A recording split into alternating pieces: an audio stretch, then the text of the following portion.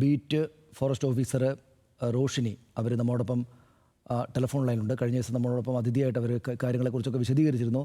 ശ്രീമതി റോഷിനി, ഇപ്പോൾ വീണ്ടും അങ്ങേയറ്റം സങ്കടകരമായൊരു കാര്യം, വീട്ടിൽ വെച്ച് അമ്മയ്ക്കും സഹോദരിക്കും ഒപ്പം ഉറങ്ങുമ്പോഴാണ് ഈ കുഞ്ഞിനെ പാമ്പ് കടിക്കുന്നത്. അത് അങ്ങേയറ്റം ആ അമ്മയും സഹോദരിയും എത്രമാത്രം ട്രോമയിലായിട്ടുണ്ടാകുമെന്ന് ആലോചിച്ച് നോക്കൂ. വലിയ ഇതിങ്ങനെ സംഭവങ്ങൾ ആവർത്തിക്കുന്നത് എന്തുകൊണ്ടായിരിക്കണം? എന്തുകൊണ്ടാണ് നേരത്തെയൊക്കെ പുറത്തിറങ്ങി നടക്കുമ്പോൾ പാമ്പ് കടിച്ചു, പരിക്കേറ്റു എന്നൊക്കെയാണല്ലോ നമ്മൾ കേൾക്കുക. പക്ഷേ ഇത് വീടുകൾക്കകത്ത് കുട്ടികൾ മരിക്കുന്നു എന്നത് അസാധാരണമായിട്ടാണ് തോന്നുന്നത്. എന്താണ് അതിൻ്റെ ഒരു കൂടുതൽ സംഭവങ്ങൾ ഉണ്ടാകുന്നതാണോ, അല്ലെങ്കിൽ ഈ കാലങ്ങളിൽ ഇങ്ങനെ ഉണ്ടാകാറുണ്ടോ ഈ ഒരു ചൂട് കാലങ്ങളിലൊക്കെ? അതെ അതെ അതെ, വളരെ വളരെ വിഷമമുള്ള കാര്യമാണ് ശരിക്കും. എന്തുവാണ്, അവർക്ക് അമ്മയ്ക്കും സഹോദരിക്കും അവർക്കുള്ളതിനേക്കാൾ വിഷമം ഞങ്ങൾക്കാണ്. കാരണം ഞങ്ങൾ ഓരോ ദിവസവും രാത്രിയും പകലുമില്ലാതെ ഓരോ സ്ഥലത്ത് പാമ്പ് കയറി എന്ന് പറയുമ്പോൾ ഓടി നടന്ന് അതിനെ റെസ്ക്യൂ ചെയ്യുന്ന ആൾക്കാരാണ്. ഇത്തരത്തിലുള്ള വാർത്തകൾ കേൾക്കുമ്പോൾ അവർക്കുണ്ടാവുന്ന അതേ മാനസികാവസ്ഥയിൽ കൂടിയാണ് ഞങ്ങളും കൂടി കടന്നു പോകുന്നത്. ഞങ്ങൾ ഒരുപാട് ദിവസം കഴിഞ്ഞ 2 ആഴ്ചയായി സമൂഹ മാധ്യമങ്ങളിലൂടെയും പത്രങ്ങളിലൂടെയും പല രീതിയിലും നമ്മൾക്ക് കൊടുക്കാൻ കഴിയുന്ന അവയർനെസ് ജനങ്ങളിലേക്ക് എത്തിക്കുന്നുണ്ട്. പക്ഷേ എന്തുതരം വീഴ്ചയാണ് ഇവരുടെ ഭാഗത്തു നിന്ന് ഉണ്ടാകുന്നത് എന്നാണ് ഞങ്ങൾക്ക് മനസ്സിലാവാത്തത്. ചൂടുകാലമാണ്, ഇഴജന്തുക്കൾ പുറത്തിറങ്ങുന്നുണ്ട്, അതിനിടെ കൂടി ചെറിയ രീതിയിലുള്ള മഴ പെയ്യുന്നുണ്ട്. അത് ചൂട് കുറച്ചുകൂടി വർദ്ധിപ്പിക്കാനുള്ള കാരണമാണ് ആവുന്നത്, അല്ലാതെ ചൂട് കുറയ്ക്കുന്നില്ല. കാരണം ഭൂമി തണുക്കുന്നില്ല. അപ്പോൾ അതിനനുസരിച്ച് പാമ്പുകൾക്ക് വീണ്ടും ബുദ്ധിമുട്ടുണ്ടാകുന്നുണ്ട്. അവിടെ നിന്ന് വീണ്ടും പാമ്പ് കയറി വരുന്നുണ്ട്.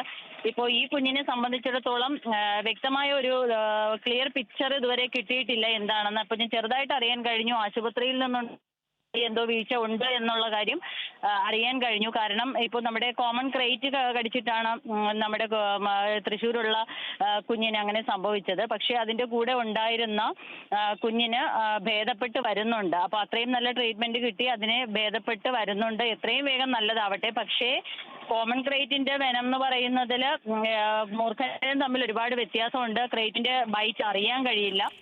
പക്ഷെ എന്നിരുന്നാലും ആ കുഞ്ഞിന് ശരിയായി വരുന്നുണ്ട്. പക്ഷെ ഇതൊരു മൂർഖൻ പാമ്പാണ് കടിച്ചിരിക്കുന്നത്.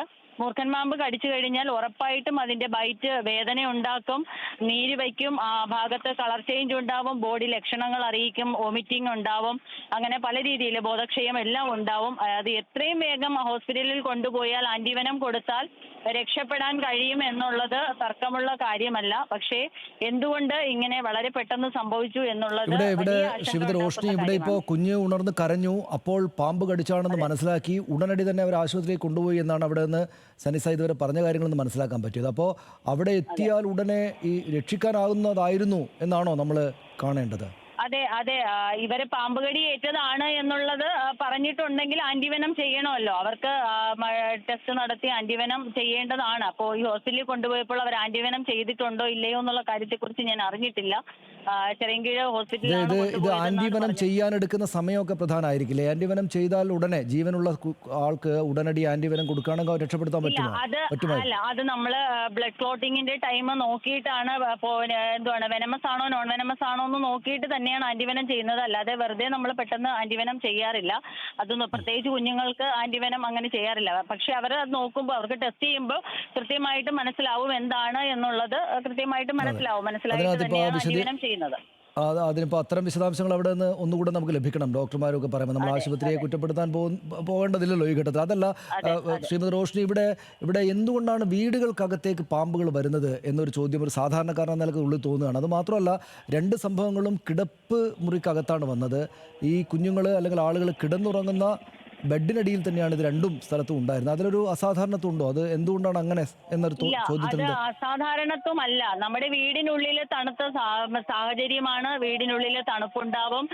അടുക്കളയിലും ബാത്റൂമിലും ഒക്കെ തണുത്ത വെള്ളം എപ്പോഴും വീഴുന്ന സ്ഥലങ്ങളിലൊക്കെ തണുപ്പുണ്ടാവും. നമ്മൾ കിടക്കുന്ന മുറിയിൽ ഫാൻ ഉണ്ടാവും. അതുകൊണ്ട് തന്നെ നമ്മൾ വീടിനകത്ത് പൊതുവെ പുറത്തുള്ളതിനേക്കാളും ചൂട് കുറവായിരിക്കുമല്ലോ. അതുകൊണ്ട് തന്നെയാണ് പാമ്പുകൾ വീടിനുള്ളിലേക്ക് കയറി വരുന്നത്.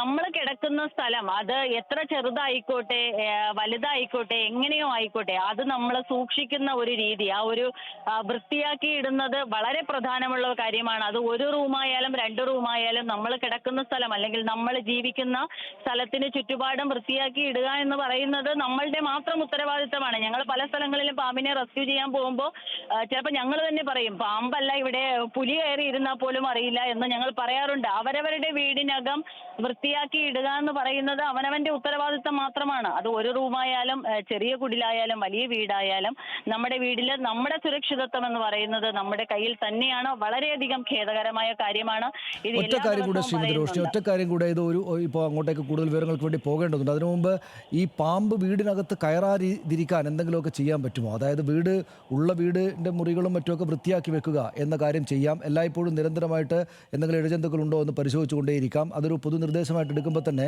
വീടിനകത്തേക്ക് കയറാതിരിക്കാൻ ഈ ചുറ്റുപാടും മണ്ണെണ്ണ ഒഴിക്കുന്ന പോലുള്ള കാര്യങ്ങളൊക്കെ പഴയ കാലത്തൊക്കെ ചെയ്യാറുണ്ടല്ലോ. ചിലരെങ്കിലും അത് പറയാറുണ്ട്. അതിൽ വലിയ ഫലമൊന്നുമില്ല എന്നതും ആളുകൾക്കറിയാം. പക്ഷേ എങ്കിലും അങ്ങനെ എന്തെങ്കിലും ചെയ്താൽ വീടുകൾക്കകത്തേക്ക് പാമ്പ് കയറാതിരിക്കുക എന്നൊരു കാര്യമുണ്ടോ? ഇല്ല, വീടിനകത്ത് കയറി വരാതിരിക്കാൻ നമ്മുടെ ഒരു ശ്രദ്ധ കൊടുത്താൽ മാത്രമേ ചെയ്യാൻ കഴിയുള്ളൂ. മണ്ണെണ്ണ പോലെയുള്ള സാധനങ്ങളൊന്നും ഒഴിച്ചു കഴിഞ്ഞാലോ മറ്റ് കെമിക്കൽസ് ഒന്നും ഒഴിച്ചു കഴിഞ്ഞാലോ പാമ്പ് വരാതിരിക്കില്ല. അത് നമുക്ക് ചെയ്യാൻ കഴിയുന്ന ഒരു കാര്യമല്ല. നമ്മുടെ വീടും പരിസരവും വൃത്തിയാക്കി ഇടുക. ഇപ്പോൾ എന്തായാലും നമുക്ക് നിരന്തരം ഇത്തരത്തിലുള്ള വാർത്തകൾ വന്നുകൊണ്ടിരിക്കുന്ന സമയമായതിനാൽ നമ്മൾ കുറച്ചുകൂടി ജാഗ്രത പുലർത്തേണ്ടതുണ്ട്. നമ്മൾ ഒരു നിരീക്ഷണം കൊടുക്കുന്നതിൽ ഒരു ബുദ്ധിമുട്ടും വിചാരിക്കാൻ പാടില്ല. അത്യാവശ്യം വീടിനുള്ളിലും വീടിന് പുറത്തും വൃത്തിയാക്കി ഇടുക. മാളങ്ങളൊക്കെ ഉണ്ടെങ്കിൽ അടച്ചിടുക. വാതിലും ജനലും എല്ലാം ഒന്ന് ക്ലോസ് ചെയ്തിടുക.